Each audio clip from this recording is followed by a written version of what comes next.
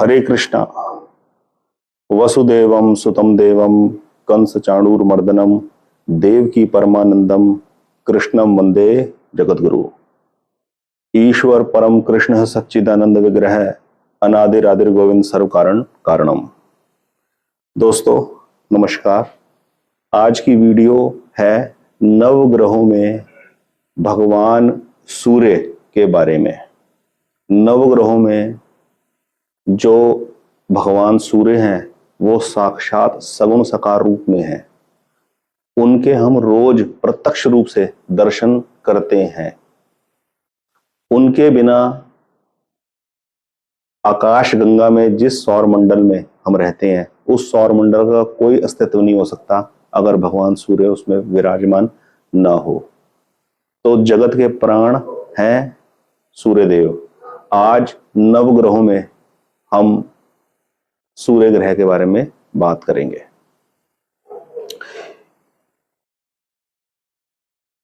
इस विषय पर बात करने के लिए मैं कुंडली के माध्यम से इन पोजीशन क्लियर करूंगा ताकि अच्छे तरीके से समझ में आए। यह कुंडली है। जन्म कुंडली के अंदर प्रथम भाव, द्वितीय, तृतीय, चतुर्थ, पंचम, षष्टम, सप्तम, अष्टम, नवम, दशम, एकादश, द्वादश भाव ये फिक्स ही होते हैं। ठीक है। जो भी असेंडेंट अलॉट होता है उसी हिसाब से आगे के नंबर एंटी क्लॉकवाइज ढल जाते हैं। फॉर एग्जाम्पल हम एक कुंडली लगाएंगे, किसी भी एक नंबर की कुंडली लगाएंगे और उसके हिसाब से फिर मैं सूर्य की पोजीशन उसके अंदर बताऊंगा। कोई भी एक नंबर बोलो 1 से लेकर 12 के बीच में।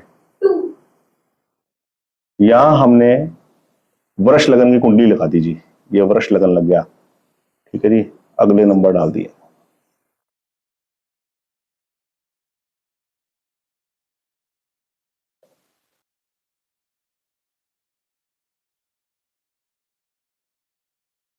हम किसी एक ऐसे जातक के बारे में बात कर रहे हैं जिसका जन्म लगन वृष था। वृष लगन की कुंडली के अंदर मैं अब सूर्य के बारे में जो बताना चाहता हूं वो किसी भी एक लगन की कुंडली लगा के उसके बारे में बताऊंगा। वृष लगन का यहाँ कोई जिक्र नहीं है। वृष के जो स्वामी है वो शुक्र है। एक्चुअली इस कुंडली के जो कर्ता धर्ता है वो सब कुछ शुक्र है। लेकिन हम उस विषय में बात नहीं कर रहे। हमने ऐसी एक रेंडमली एक कुंडली लगा दी है। उसके अंदर मैं सूर्य की पोजीशन को डायग्नोज करना बताऊंगा कि कैसे सूर्य की पोजीशन को इवैल्यूएट करेंगे। सूर्य अग्नि तत्व ग्रह है। सूर्य क्रूर है। सूर्य अशुभ नहीं है। सूर्य क्रूर है पर अशुभ नहीं है, यह ध्यान रखना। सूर्य आत्मा के कारक है। सब कुछ आत्मा ही है। आत्मा के बिना कुछ नहीं है। सूर्य की अपनी राशि है सिंह। नक्षत्र व्हील के अंदर 30 डिग्री का जो स्पैन है हर राशि का, उसमें सिंह राशि जो है वो सूर्य की अपनी राशि है। फॉर एग्जाम्पल इस कुंडली के अंदर सिंह राशि कहां पड़ी? चौथे भाव में पड़ी है। चौथे भाव के जो स्वामी है वो है सूर्य। अब अगर हम कहें कि सूर्य इस जन्म कुंडली के अंदर जन्म के समय जब इस बच्चे का जन्म हुआ, अगर सूर्य उस वक्त अगर इस राशि पे होते, सिंह राशि पे होते सूर्य, तो इसको कहते हैं सूर्य स्वराशि के हैं। सूर्य अपनी राशि के हैं। क्योंकि सूर्य की एक ही राशि होती है इसलिए यही राशि सूर्य की मूल त्रिकोण राशि भी कही जाती है। हर ग्रह की 4 पोजीशन होती हैं। एक स्वराशि कि वो अपनी राशि पे बैठ जाए। एक उच्च की पोजीशन, उच्च की राशि जिस राशि को ग्रह सबसे कंफर्टेबल मानते हैं वो उच्च की अवस्था मानी जाती है। और एक अवस्था होती है नीच की, जिस राशि से गुजरना ग्रह सबसे अनकंफर्टेबल मानते हैं अपने लिए, उसको कहते हैं ग्रह नीच का हो गया। सूर्य अपनी राशि में बैठेंगे, स्वराशि के कहलाएंगे, और इसी राशि के ऊपर बैठना उनका कहलाएगा सूर्य मूल त्रिकोण के हैं। सूर्य मूल त्रिकोण राशि पे है अपने। ठीक है, पहली बात क्लियर हो गई। अब समझिए, सूर्य चंद्र को, मंगल को और गुरु को अपना मित्र मानते हैं। चंद्र को, मंगल को, गुरु को अपना मित्र मानते हैं। वो तीनों सूर्य को अपना मित्र मानते हैं कि नहीं मानते हैं, इस विषय में बात नहीं कर रहे। उनकी अलग वीडियो बनेगी, उसमें क्लियर करूंगा। सूर्य इनके प्रति मित्र भाव रखते हैं। मंगल जो इनका मित्र है, मंगल की राशि मेष को ये सबसे कंफर्ट जोन मानते हैं जब ये ट्रांजिट होते हैं। तो इस वक्त आजकल सूर्य मेष राशि के ऊपर चल रहे हैं। बच्चे की कुंडली के अंदर अगर सूर्य मेष राशि के ऊपर बैठते हैं तो ये कहलाते हैं उच्च के। अभी 14 तारीख को सूर्य ने एंटर किया है मेष राशि के अंदर। अश्विनी नक्षत्र पहला नक्षत्र है, 4 चरण होते हैं अश्विनी नक्षत्र के। 13 अंश 20 कला का स्पैन होता है 4 चरण का, एक नक्षत्र का। ये परम उच्च की अवस्था है, 0 से लेकर 10 डिग्री तक का जो सफर है। वैसे 10 डिग्री के सूर्य सबसे उच्च माने जाते हैं, पर इतना डेप्थ में जाने की आवश्यकता नहीं है। मोटा मोटा समझाए, मेष राशि के ऊपर जो सूर्य है वो उच्च के हैं, ये अवस्था उच्च की कहलाएगी।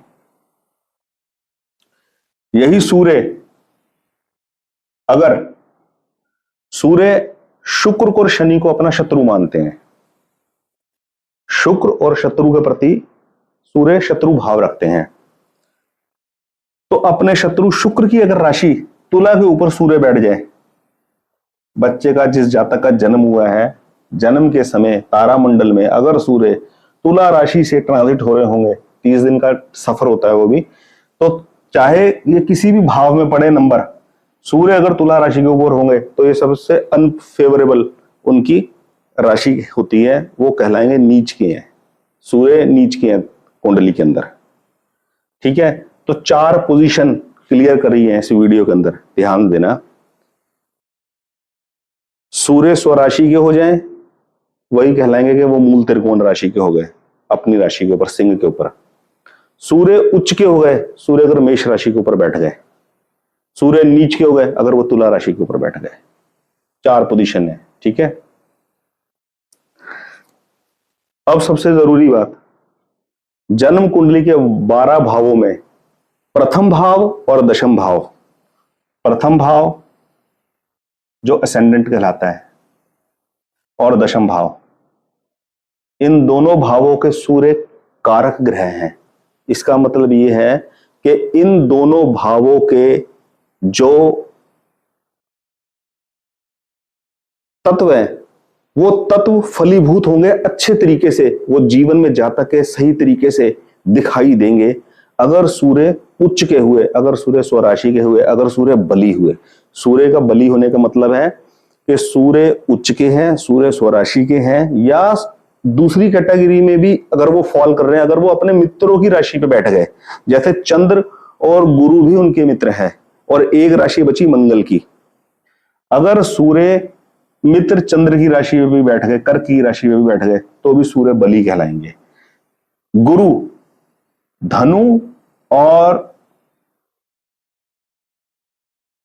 मीन, अगर मित्र राशि धनु और मीन के ऊपर भी बैठ गए तो भी सूर्य बली कहलाएंगे। ठीक है, और एक राशि बची वृश्चिक मंगल की, क्योंकि मंगल उनका मित्र है, तो मेष में तो वो उच्च के होते ही होते हैं। अगर इसकी दूसरी राशि वृश्चिक, अगर वृश्चिक के ऊपर भी सूर्य बैठ गए तो भी सूर्य बली कहलाएंगे, मित्र राशियों के ऊपर बैठे हैं। ये बात अब क्लियर हो गई है।